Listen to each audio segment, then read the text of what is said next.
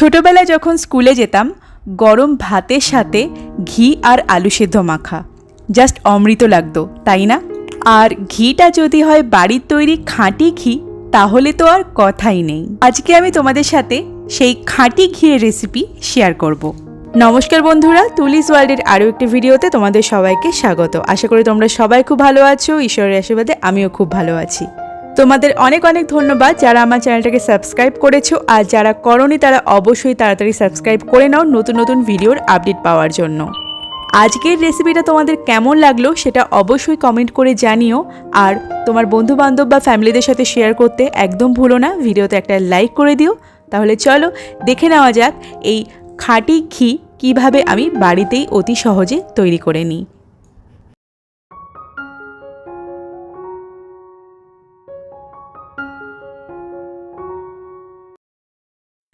আমি এখানে 3 মাসের জমানো দুধের সর থেকে ঘি তৈরি করব।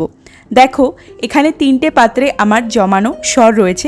যেখান থেকে আমাদের দুধ নেওয়া হয় সেই দুধেই খুব ভালো মোটা সর পড়ে। আরেকটা কথা, ঘি তৈরির জন্য সর নির্বাচন কিন্তু অবশ্যই খুব গুরুত্বপূর্ণ। সর যদি মোটা হয় আর খুব ভালো হয় তাহলেই ঘি দানাদার এবং সুগন্ধিযুক্ত হবে। দেখো বন্ধুরা, 3 মাসেই কত দুধের সর জমেছে। দুধের সরটাকে আমি ডিপ ফ্রিজে সংরক্ষণ করেছিলাম। নর্মাল ফ্রিজে রাখলে নষ্ট হয়ে যাওয়ার সম্ভাবনা থাকে, তাই তোমরা যদি চাও যে বেশি দিনের জন্য বা বেশি মাসের জন্য দুধের সর সংরক্ষণ করবে তো অবশ্যই সেটাকে ডিপ ফ্রিজের মধ্যে রাখবে আর বানানোর একদিন আগে বার করে রাখবে। এবার দুধের সরটাকে আমি ফেটিয়ে নেব, কারণ ঘি তৈরির আগে দুধের সর ফেটানো খুব দরকারি। আমি এখানে মিক্সিতে দুধের সর ফেটিয়ে নিচ্ছি। তোমাদের বাড়ি যাদের মিক্সি নেই তারা শিলনোড়ায় বেটে অথবা হাতের সাহায্যেও এটা করতে পারো, তবে হাতে করলে একটু টাইমটা বেশি লাগে আর মিক্সিতে অনেকটাই টাইম কম লাগে। শিলনোড়াতে বেটেও এই কাজটা করা যেতে পারে। তো তোমাদের বাড়ি যাদের মিক্সি নেই তারা অবশ্যই শিলনোড়া বা হাতের সাহায্যে এটা করতেই পারো, বা হ্যান্ড ব্লেন্ডারের সাহায্যেও করতে পারো। এই দুধের সর থেকে প্রায় 1 থেকে 1.5 কেজি মতো ঘি তৈরি হবে। তো আমি অর্ধেক অর্ধেক করে জিনিসটা করব, কারণ এখানে অনেক দুধের সর যেহেতু রয়েছে। তো আমি কিছু পরিমাণ দুধের সর মিক্সিতে নিয়ে 1 থেকে 2 বার এটাকে ঘুরিয়ে নেব, যার ফলে দুধের সরটা ভালো করে ফাটানো হয়ে যাবে।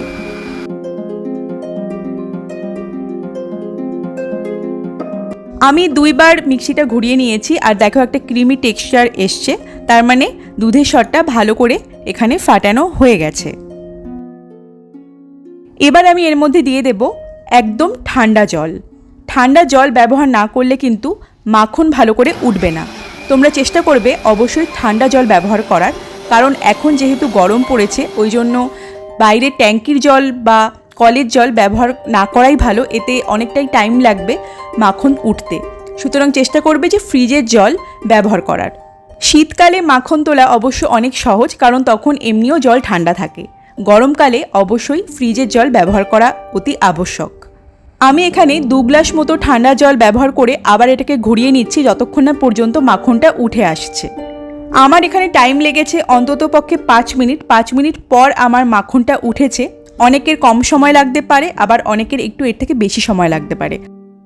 5 থেকে 6 বার ঘোরানোর পরে দেখো আমার এখানে মাখনটা কিন্তু উঠে এসেছে আর জলটা আলাদা হয়ে গেছে। আমি আরও একবার এটাকে ঘুরিয়ে নিচ্ছি। তো এরপরে দেখা যাবে যে সম্পূর্ণভাবে মাখনটা উঠে এসেছে আর জলটা আলাদা হয়ে গেছে। দেখো বন্ধুরা, কত সুন্দরভাবে মাখন উঠে এসেছে আর পাতলা জলটা আলাদা হয়ে গেছে। এবার এই জলটা আমরা ছেঁকে নেব আর মাখনটা তুলে আবার 2-3 বার একটু ধুয়ে নেব পরিষ্কার জলে।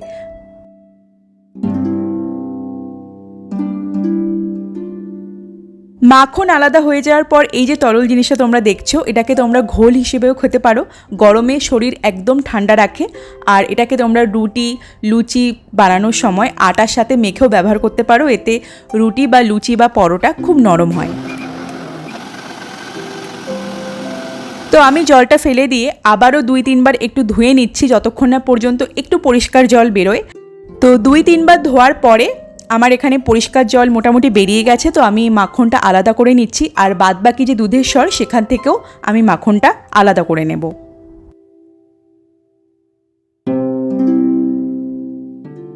মাখনটা বের করার পরে আমি ঠান্ডা জলের মধ্যে মাখনগুলো রেখে দেব, যাতে গরমে মাখনটা গলে না যায়, যেহেতু এখন গরমকাল, শীতকালে এর প্রয়োজন হয় না। দেখো প্রথম দফার দুধের সর থেকে এতগুলো মাখন বেরিয়েছে, এখনও তো বাদবাকি পড়েই রয়েছে। কতগুলো যে মাখন উঠবে আমি নিজেও এখনও বুঝতে পারছি না। তো সব দুধের সর থেকে আমার মাখন তোলা হয়ে গেছে। এখন দেখো মাখনগুলো আমি একসাথে করছি, আর কত মাখন উঠেছে তোমরা নিজেরাই দেখতে পারছো। দেখো 3টে পাত্রে আমার মাখন আলাদা আলাদা করা রয়েছে, আমি মন্ড মন্ড করে রেখে দিয়েছি প্রত্যেকটাতেই ঠান্ডা জলের মধ্যে, যাতে মাখনটা গলে না যায়। তো আমার এতগুলো মাখন উঠেছে। এখন কিছুই না, এখন সহজ প্রসেস, মেইন প্রসেস হচ্ছে এইটাই। এরপর এই মাখনটা আমি কড়াইয়ে দেব আর জাল দিতে থাকবো। জাল দিতে দিতে এক সময় ঘিটা উঠে আসবে।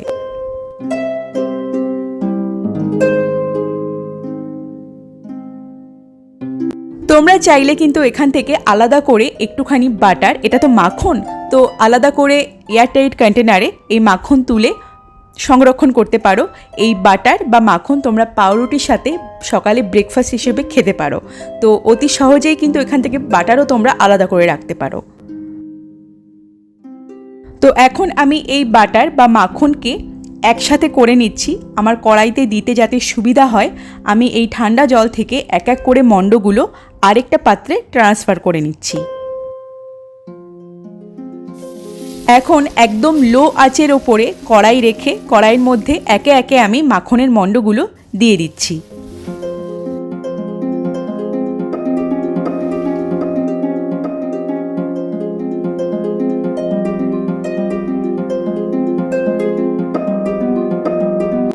গ্যাসের ফ্লেম থাকবে একদম লো, ভুলেও গ্যাসের ফ্লেম হাই রাখবে না, এতে কিন্তু পুড়ে যাওয়ার সম্ভাবনা থাকবে আর ঘি ভালো করে উঠবে না।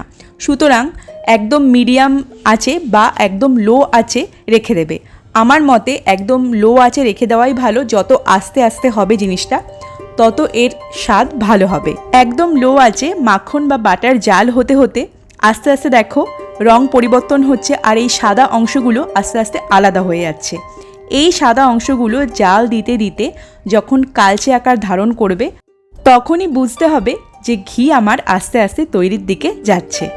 আমি এখনও এটাকে জাল দিচ্ছি। আমার 40 থেকে 45 মিনিট লেগেছে একদম লো আঁচে জাল হতে। তোমাদের এর থেকে একটু বেশিও টাইম লাগতে পারে বা কমও টাইম লাগতে পারে। জাল দেওয়ার সময় অনবরত খুন্তি বা হাতা দিয়ে নাড়তে হবে, যাতে তলায় ধরে না যায়। একবার যদি তলায় ধরে যায় তাহলে ঘিয়ের যে আসল গন্ধ, খাঁটি ঘিয়ের যে আসল গন্ধ, সেই গন্ধটা কিন্তু পাওয়া যাবে না।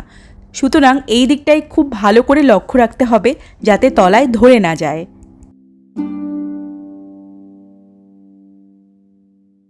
ঘি তৈরির মাঝ পর্যায়ে আমরা চলে এসেছি। ওপরে ফেনা আস্তে আস্তে উঠতে শুরু করেছে, এই ফেনাগুলোও আস্তে আস্তে সরে যাবে। তো দেখতে থাকো কিভাবে আস্তে আস্তে ঘি জাল হয় আর আসল ঘিয়ের কালার বা রং চলে আসে।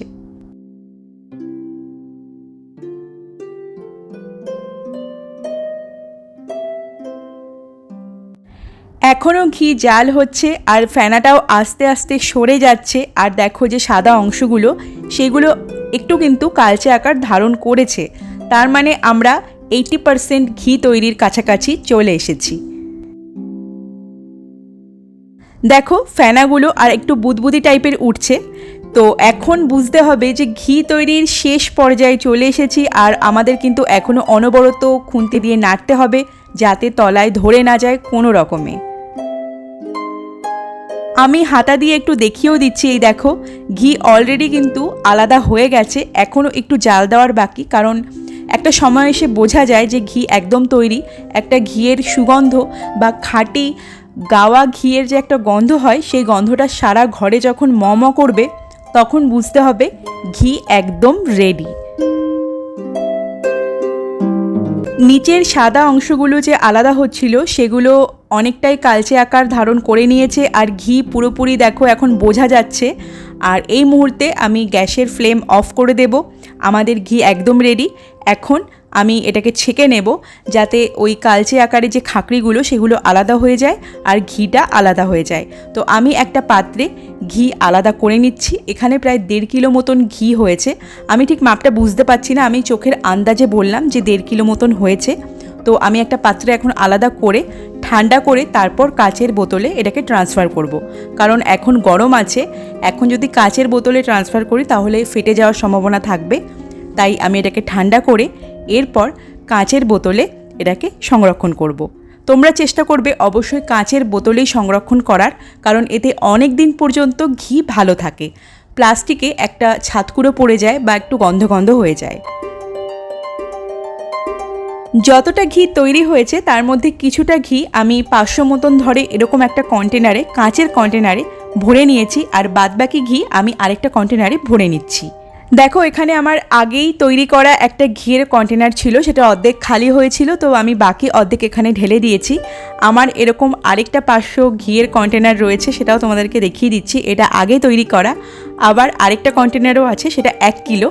তো আমার কাছে প্রায় 2.5 থেকে 3 কিলো মতন ঘি তৈরি করা আছে। আমি এটাকে বাড়িতেই তৈরি করেছি, আমার বাইরে থেকে কেনা লাগে না। তো তোমরা অনেকেই রিকোয়েস্ট করেছিলে যে দিদি ঘিয়ের ভিডিও দাও, তো ওই জন্য আমি তোমাদের সাথে ঘিয়ের রেসিপি শেয়ার করলাম। তোমাদের ভিডিওটা কেমন লাগলো অবশ্যই কমেন্ট করে জানিও, লাইক করে দিও।